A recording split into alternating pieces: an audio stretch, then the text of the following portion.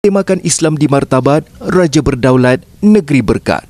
Sambutan itu disempurnakan Tunku Temenggung Johor, Tunku Idris Iskandar Al-Haj di Pusat Konvensyen Antarabangsa Persada Johor pagi tadi. Pada awalnya, MAIJ berfungsi menguruskan hal ehwal agama, memberi nasihat mengenai adat istiadat diraja, mengurus masjid, zakat dan pendidikan agama. Namun, seiring peredaran zaman, peranan institusi ini berkembang luas, mencakupi aspek sosial, ekonomi, dakwah serta pembangunan ummah. Bagi memastikan MAIJ kekal relevan, Exco Hal Ehwal Agama Islam Johor, Muhammad Farid Muhammad Khalid berkata, adaptasi terhadap teknologi moden termasuk kecerdasan buatan AI perlu diberi perhatian.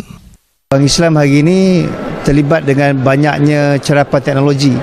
Maka antara cabaran besar MAIJ adalah menyesuaikan diri dengan keperluan semasa. Teknologi dan pembangunan asnaf tak boleh dipisahkan. Ekonomi orang Islam juga dimajukan dan MAIJ kena segera adaptasi semua perkara ini dan menyesuaikan diri dengan pembangunan hari ini. InsyaAllah MAIJ akan kekal relevan selama-lamanya.